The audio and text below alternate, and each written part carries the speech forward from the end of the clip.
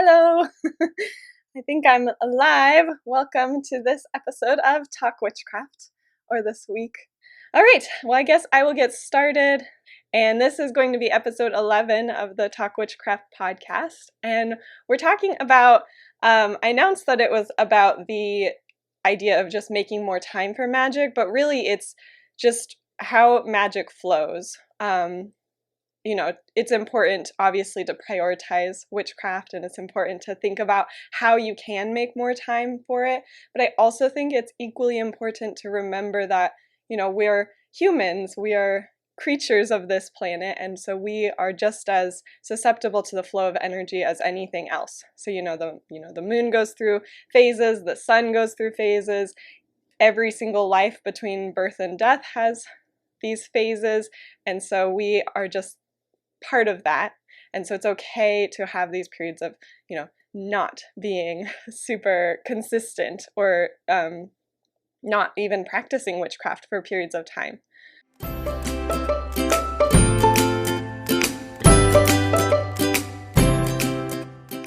With that said, there's this idea of routine with your witchcraft practice, and so that's kind of what inconsistency is the opposite of the routine. And I have I think one of my most popular blog posts is actually about how to make more time for magic. And in that I share all of these different tips. That blog post turned into a course which kind of expands on all of those tips. And that's a free course in Mutable's Academy as well. So I'm going to link to that so that you all can take it if you're interested, if you haven't seen it yet, or if you want to review it. But I talk about how routine is vital to witchcraft, to practicing witchcraft, to make sure that you're regular and consistent. And like I said, I'll share some of those tips here. I'll link to the course and to the blog post that you can read about it. And that's kind of why I wanted to take this opportunity to talk more about the other side of that, the inconsistency, and how that is also important to witchcraft. So it's how can how can you be both? How can you be both consistent and inconsistent? So maybe it's more accurate to say that you're actually doing your best. So there's the 4 agreements, where the 4th one is to always do your best, and that your best changes from day to day and from minute to minute even. So in one moment, your best may be just whatever your ideal version of your witchcraft practice is, and in the next you might not even be able to get out of bed, and that's just normal in the way that our energy fluctuates and in the way our magic fluctuates. And so recognizing that whatever you're doing the very best you can with what you have available to you, with whatever energy you have, with whatever time you have, with whatever money you have, all of these resources that we need, and that you're doing your best with what you can do in your practice. And so, if you get stressed out, or if you have conflicts like with the people in your life, maybe coworkers or your partner or your boss or your friends or anybody, your children, if you have these conflicts, if you're stressed out, if you're not getting enough sleep, all of this stuff is going to be disruptive to your life and to your routine in general. So of course that stuff is also going to influence your energy, your magical energy that flows, and make it difficult to maintain that practice because you have these other things on your mind. So, we're all balancing our mental health and our physical health and our emotional health and our spiritual health, all of these aspects of our life. We're balancing jobs potentially, or maybe you own your own business and you might be balancing taking care of kids or children or plants, a garden or something like that. You have housework, you have yard work, you have a spouse maybe or a partner, or all of these different, you might be taking care of your parents. So then you have this witchcraft and spiritual practice as well, added onto all of that other stuff that you're balancing. And if you do experience these stressors in your life, of course, it's going to get disrupted. All of those different things that I listed. And if that happens, if your witchcraft practice does get disrupted, it doesn't make you a bad witch, which there's no such thing as a bad witch, because that would mean that you as a person are bad, and that is not true, because if you are a witch, then that is just part of who you are. So there's no such thing as a bad witch. So that's what we're going to be talking about more and more, about this inconsistency of what happens when that routine gets disrupted, and why it's okay, and why you can even embrace it. So this idea of balancing all of these wants and needs and your responsibilities, it ties nicely into the idea of how to make more time for your practice. So instead of adding to your plate, and this is something I like to say a lot, instead of adding to your plate of all these things that you have to manage, to look at those things that you already do and see them as sacred and magical. And in fact, your spiritual experiences become that much more meaningful when you take them out of the spiritual realm and take that lesson, whatever lessons you're learning, and apply them to your life and actually root them in your mundane day-to-day existence. If we keep the magical stuff separate from the mundane stuff, to me that kind of diminishes the magical experiences. It makes them less impactful because they're not applying to the rest of your life. It's just this one little compartment that is meaningful. So instead we bring that over and you root it in your mundane existence, and you see everything that you do in your life, because you're a witch, as witchcraft. So you're layering these elements, you're layering the magic, you're layering the mundane, and everything you do becomes more magical and sacred. And when you create a ritual around managing your health or around doing your job, if you turn that into a ritual as something that you're doing intentionally, or your relationships become a ritual, or anything else, when you turn those things into a ritual, they become so much deeper, and your experience of life just becomes deeper and more meaningful, and that connection to your spiritual existence is enhanced. So that's one thing that I just think is the most powerful way to really bring magic more into your life. But I also want to talk about how sometimes you just don't feel magical and you can't even create a ritual around the things that you're already doing, and that's okay. Before I get into that, I just want to say that there's this course that I was talking about before in Mumble's Academy. So in that, I share a lot of information about how to do this, how to bring more magic into your daily life, and how to create more space and time for your witchcraft practice. So I'm going to, like I said, I'm going to share a link to that. And I talk about how you can schedule time, because really when we schedule our time, it reflects what's important to us. So if you're not scheduling time for your witchcraft practice, you're saying that that's not important to you. So how scheduling time for it and setting space and time aside for witchcraft and for that spiritual experience, how that really does tells you in your calendar that that is important to you. And if you don't put it in there, then you're basically saying that this is not something important to me. And so in that course, I also share some time management techniques, because sometimes it's really just like we're wasting time on things that aren't as important because we don't know how to manage our time. So things like the Pomodoro method and the quadrant method, where you're prioritizing different activities using the quadrant method. You're labeling all of the things that you do in your day as important and urgent, or important and not urgent and important, not urgent, and not important. So you have these 4 different categories, and you label all of your tasks based on those categories, and then you know exactly what to focus on, and hopefully you're able to keep your focus always on the not urgent and important things, so you're not always working in the urgent and important. That's where you kind of get lost in the urgency. You want to make sure you're always focused on the not urgent and the important, the category number 2. So I talk about that and how the Pomodoro method helps you to really structure your time. And I tell you about this witchcraft routine that you do in the morning to really set yourself up for success for the day, to bring that magic into your day from the moment you wake up, and that will just carry throughout the day. So that's in there. I give you some activities that really don't have time constraints, so you can do them in any amount of time that you have. And you can make your own lists as well if you don't like what I've created, but so that you can slip magic into just even 30 seconds in your day. So all of these things, that's all included in that course. I talk about them in other blog posts, and it's free as of this recording, so you can enroll and access it, and then you can learn these techniques for making that time for magic and bringing that consistent routine. But yeah, we're going to talk more about the inconsistency of witchcraft. And I think that the most important thing to remember, as I said before, magic is mutable, so it shifts and it changes.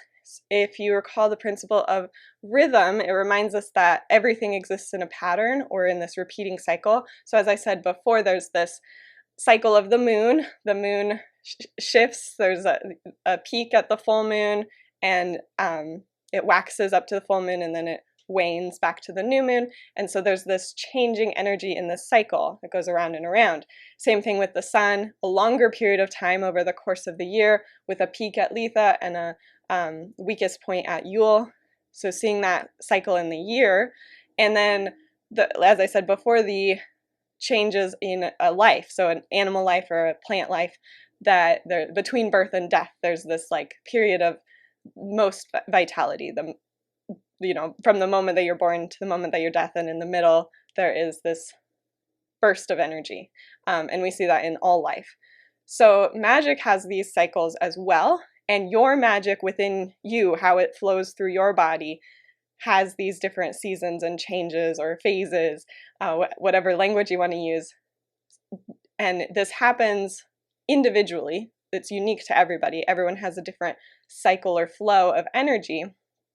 But there's going to be times when you do need to rest and reflect and release. And then there's times when you do need to expand and increase and push forward to push yourself. So there's these different seasons of your energy flow based on how energy flows through you. And I think if you begin to track your emotions and just how you feel about magic on a day-to-day basis as part of your routine, just maybe color coding different emotions are different colors, or an emoji or something like that, to just track how you feel each day, you'll probably start to see these patterns emerge. And it might take a year for you to actually see a pattern emerge, because your cycle might be a year long, or you might see it after a week, that on Wednesdays you're just really energized, but on Saturdays you're really diminished. So you might see it on a week basis, you might see it on a month. For me, I see myself being really energized at the first quarter moon, around that time each lunar cycle, and at the third quarter moon, I just feel really tired and unmotivated. And that's just something that I've observed through watching the moon and through working with the lunar phases, is that this is just how I feel.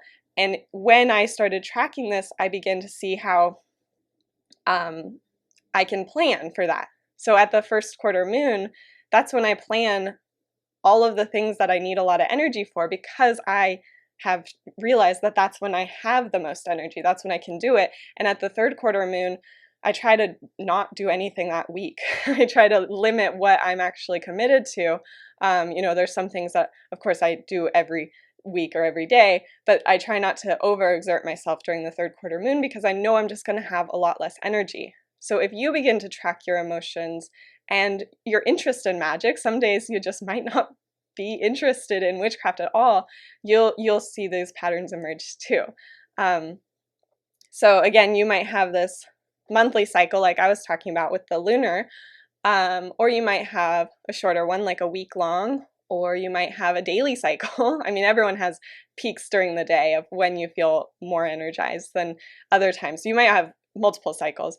Or like I said, you might have this really long year-long cycle, or you could have like quarter cycles where for 3 months, over the course of 3 months, that's when your energy fluctuates. So yeah, I urge you to pay attention to these, to track these changes in some way, and like I said before, to color code your calendar and your emotions and what they represent, so that you can begin to track when you have these peaks and valleys in your energy. And you might start to see that what you previously considered inconsistency or a lack of interest in witchcraft is actually just your rest time. It's your time for rest, and there's no sense in pushing yourself through that. So in this way, doing this tracking things, you might start to see that, taking a bath and letting your brain rest and reflect, and just kind of almost meditating in the bath, not forcing yourself to do this, but just like letting it happen.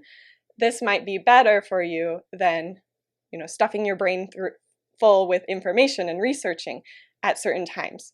So you might have better success, I guess, with this taking an opportunity to reflect and let your brain absorb what you know and have these insights come forward instead of researching and pushing and trying to get more knowledge into your brain. And you might realize that, you know, playing with your pets is a much better use of your time than creating a sigil to bring joy. But both of these would bring joy into your home.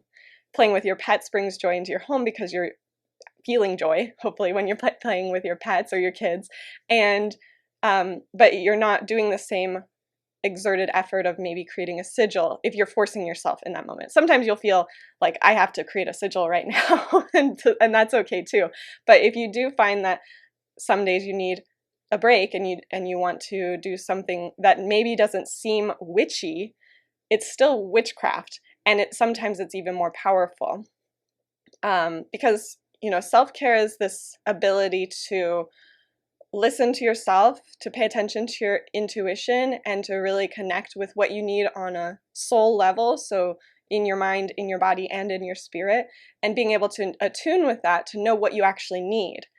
And doing these activities like playing with your pets, or baths, I guess maybe wasn't the best example because that is considered sort of witchy in some ways, but you know, maybe just taking your regular shower and allowing your mind to go blank, or playing with your pets or kids, or anything else that's maybe a little bit more mundane. They might not seem witchy in the moment. It's not, you know, doing a ritual or casting a spell, but it can be much more powerful in terms of your spiritual life, because you're not just half-assing your way through a spell or a ritual. You're doing something that you're actually drawn to do, and that can be more powerful.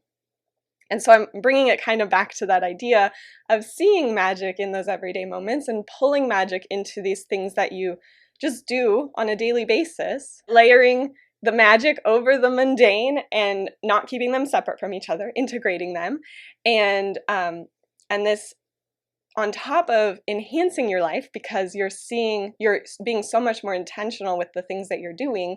You know, playing with your pets is not just playing. I can't say that word. It's not just playing with your pets. It's an intention to bring more joy into your home, or an intention to have healthy pets because they need you to play with them. And so this not only does that, it creates this deeper experience of your life, it also helps you to align more with your spiritual vision, because you're connecting on that spirit level in your mundane life.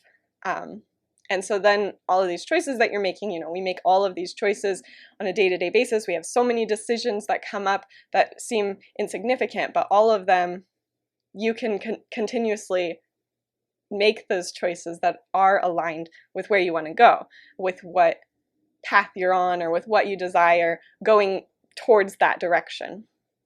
So like I said, you might be seeing these moments of rest or not feeling particularly magical as inconsistency or some sort of failure, but really it's maybe more likely that it's just your natural rhythm. You are just in a period of rest and reflection, rather than a time to push and to expand and to grow. You're not in that phase. You're in this other phase. And you know, you can't force it when you don't have the resources, you don't have the time or the money or the energy. You can't force yourself through something that's not going to happen because you don't have anything available to do it. And at the same time, if you are pushing yourself, if you are forcing it, you're not going to receive that benefit, or at least not the same benefit as if you are in a time of pushing and growing and expanding. You probably won't feel that same benefit if you're in a time of resting.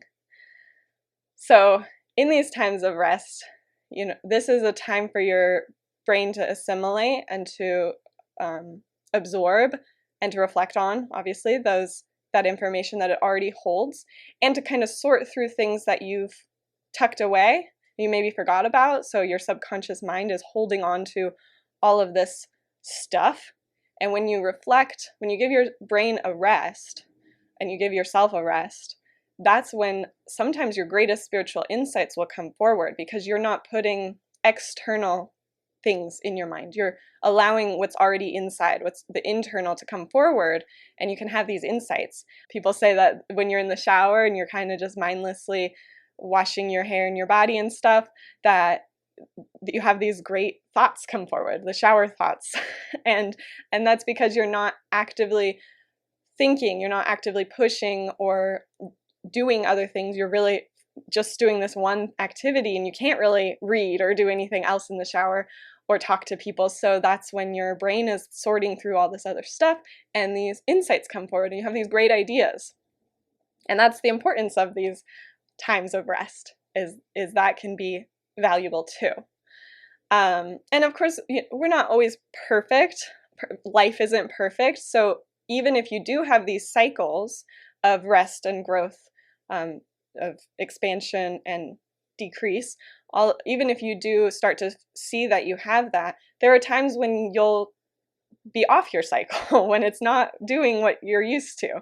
So even when you've started to track these things, it might not fit perfectly all the time because other things come up, and things that are not in our control come up in our life. So maybe you get sick, you get some sort of illness or disease, you have to, your energy is going to shift and change because of that.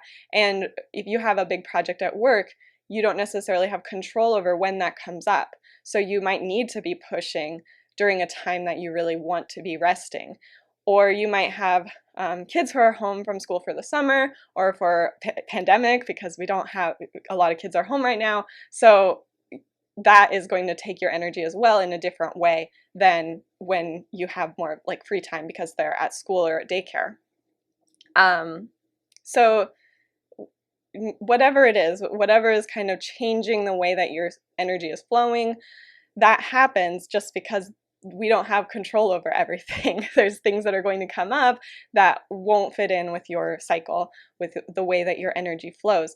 And in those cases, there might be times, several months might go by when you don't have this capacity to actively practice witchcraft, where you are attending to other things that have come up and you don't have the capacity, the availability of resources to focus on that area of your life. Maybe you're not feeling particularly magical in general, or you're just distracted from it. And in those cases, there's no need to be hard on yourself. That's kind of counterproductive. Nothing really good comes from that. So give yourself a break and allow for those times when witchcraft is just not the focus right now. And that's okay. It's okay to focus on other areas of your life and not really push for witchcraft and actively practicing magic, because there might just not be time available or other resources like energy or even money. And we only have so much time and energy to give to each thing. It's impossible to be at full capacity in all areas of our life at the same time. So there's just going to be moments where you're shifting your focus on what's important right now. And it's okay if it's not always witchcraft. It's not always at your focus, because you're doing other things in your life that are also enriching your life. Because witchcraft is meant to be enriching. It's enriching. It's meant to enhance your life in some way. And if it just becomes this extra burden that you have to do, that's not doing its job. It's not fulfilling its role. Because many people do come to witchcraft in order to take more control and to feel more connected to their life and their circumstances, and to claim the power that they have. We come to witchcraft for this ability to be more connected with our world and with ourselves. And so it's meant to be this sort of escape from all the things that are burdening us. And if it becomes a burden, then it's not really worth it anymore, right? It's not really doing what it's supposed to do. So if you ever do find yourself like mentally berating yourself for not doing enough witchcraft, for not tapping into that power actively, intentionally, then it's not really enhancing your life, and it's actually kind of harming you, because now you've got this negative self-talk going on because you're not doing enough. So that's not helpful, and forcing yourself to cast a spell when you're not feeling it, that's not helpful. It's probably not going to work as well, and it's just stressing you out more. So it's okay to have these times where it's like, witchcraft is not my focus right now. I'm focusing on these other things that are enhancing my life in some way. Because because witchcraft shouldn't be like an obligation. It should be something to enhance what you're going through. So that is everything that I really wanted to talk about with this idea of inconsistency. Basically that, you know, you can layer witchcraft and magic over your mundane existence. That is just one strategy to really enhance all aspects of your life, the physical and the spiritual. But it's also okay to take breaks and to focus on other things and not be actively participating in a witchcraft practice while you attend to other needs and other desires in your life. And in some ways you can do that, layering the magic over the mundane. And if you can't do that, then that's okay too. I guess I'm just giving you permission to not be so hard on yourself, and that what happens, happens, and that you have this power to be more compassionate with yourself. That's all I have for today. If you are curious about the, the Making Time for Magic course, then that I will link in the group, so you can enroll in that and see some tips for helping you to make more time for magic. And the point of this really is that is great to focus on learning how to make more time for magic and to bring that into your practice. But it's also okay when you can't, when you just physically can't because you don't have the energy or the capacity. All right, I'm going to sign off, and I will see you all in the group. Bye!